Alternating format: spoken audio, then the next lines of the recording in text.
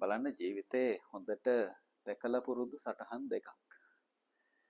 එකක් තමයි මේ කළමනාකරන විෂයේදී භාවිතා කරන SWOT විශ්ලේෂණය. SWOT ඇනලයිසේෂන් එක කියලා කියන්නේ. SWOT විශ්ලේෂණයේදී කරන්නේ ව්‍යාපාරයක් පටන් ගන්න කලින්, ව්‍යාපාරයක් කරගෙන යනකොට, මාකටිං ප්ලෑන් එකක් හදනකොට, එහෙමත් නැත්නම් මොනවා හරි අලෙවි ඉලක්කයක් සම්පූර්ණ කරගන්න හදනකොට ඒකට තියෙන ශක්ති මොනවද, දුර්වලතා මොනවද, ඒකට තියෙන අවස්ථා මොනවද, තර්ජන මොනවද කියලා කරන විශ්ලේෂණය.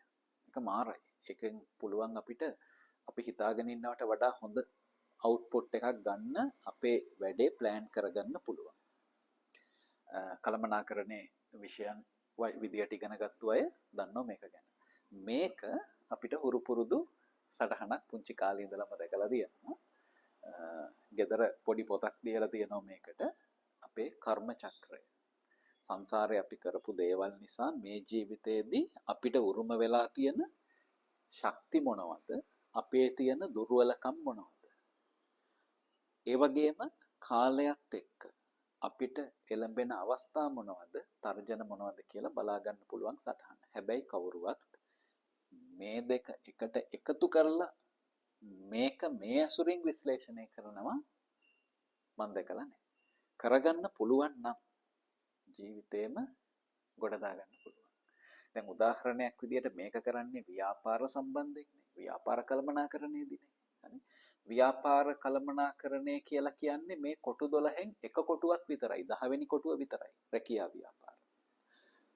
මේ රැකියා ව්‍යාපාර කරගෙන යන්න, ඒවා දියුණු කරගන්න, වැඩි දියුණු කරගන්න සංසාරෙන් අපිට උරුම වෙලා තියෙන ශක්ති මොනවද? ඒකට තියෙන දුර්වලතා මොනවද? ඒ ශක්ති වැඩි දියුණු කරගන්න, දුර්වලතා මග හරින්න අපි කරන්න ඕන දේවල් මොනවද? වත්පිළිවෙත් මොනවද? අපේ මයින්ඩ්සෙට් එක වෙනස් කරගන්න ඕන කොහොමද? ඒ වගේමයි කාලයත් සමග අපිට එන අවස්ථා මොනවද? ඒ අවස්ථා ප්‍රයෝජනයට ගන්නේ කොහොමද? අපිට එන තර්ජන පරාජය කරන්නේ කොහොමද? රැකියා ව්‍යාපාර සම්බන්ධයෙන් කේන්දරයේ 10 වෙනි කොටුව මේ විදියට විශ්ලේෂණය කරොත් විද්‍යාත්මකව අපිට කේන්දරේ භාවිතා කරලා රැකියා කටයුතු කළමනාකරණය කරගන්න පුළුවන්. රැකියාව විතරක් නෙමෙයි. විවාහය 7 වෙනි කොටුව. දරුවෙකුගේ අධ්‍යාපනය 4 5 කොටු. උසස් අධ්‍යාපනය 9 වෙනි කොටුව. අපේ මුදල් ලැබීම. එහෙමත් නැත්නම් අපේ ලැබීම් පැත්ත. අපේ තන්පත් ධනය සහ ඒවා ආයෝජනය කරලා කරන දේවල්, මේ හැම දෙයකම කොටුවෙන් කොටුවට මේ විදිහේ ගැඹුරු විශ්ලේෂණයක් කරලා අපිට අපේ කේන්දරේ බලා ගන්න පුළුවන්. ඒක තමයි මම හිතන්නේ මේ ශාස්ත්‍රයෙන් වැඩ ගන්න, මේ ශාස්ත්‍රය භාවිතා කරන්න පුළුවන් නම්. ඒ කියන්නේ මේක ස්පිරිචුවල් සයන්ස් එකක්, මේක මේ සෝෂල් සයන්ස් එකක්. මේ දෙක එකට එකතු කරලා අපිට සෑහෙන්න ප්‍රයෝජනයක් ගන්න පුළුවන්.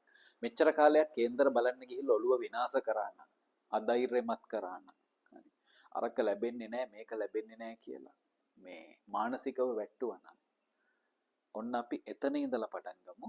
ඒ සියලුම ඔළු විනාශ කරපුවා මකලා දාලා අලුතෙන් විද්‍යාත්මකව කේන්දරේ බලාගමු. තවමත් මේ දෙක ගලපලා කේන්දරේ බලාගෙන නැත්නම් කොටුවෙන් කොටුවට එක්ක මාව ඇවිල්ලා හම්බෙන්න, නැත්නම් ඔන්ලයින් කන්ටැක්ට් කරගන්න.